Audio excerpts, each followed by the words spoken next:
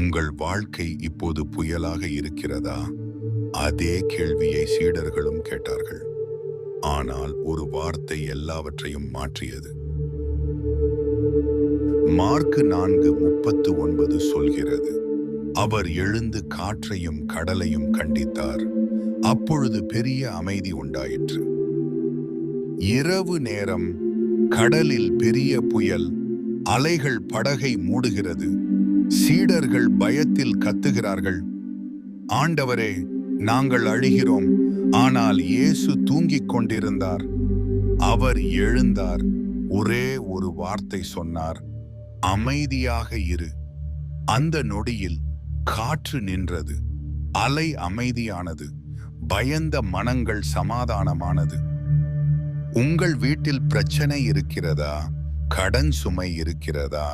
மன அழுத்தம் அதிகமா? நினைவில் வைங்க, புயல் பெரியது அல்ல, உங்களுடன் இருப்பவர் பெரியவர். ஒரு சிறிய ஜெபம் செய்வோம். கர்த்தாவே, என் வாழ்க்கையின் புயல்களில் நீர் பேசுங்கள். என் பயத்தை நீக்கி சமாதானத்தை கொடுங்கள். உம்மை நம்பும் விசுவாசம் தரும். ஆமேன். புயல் வந்தாலும் பயப்படாதே. உன் படகில் இயேசு இருக்கிறார். லைக், ஷேர், சப்ஸ்கிரைப் செய்து கொள்ளுங்கள். மேலும் பைபிள் கதைகளுக்கு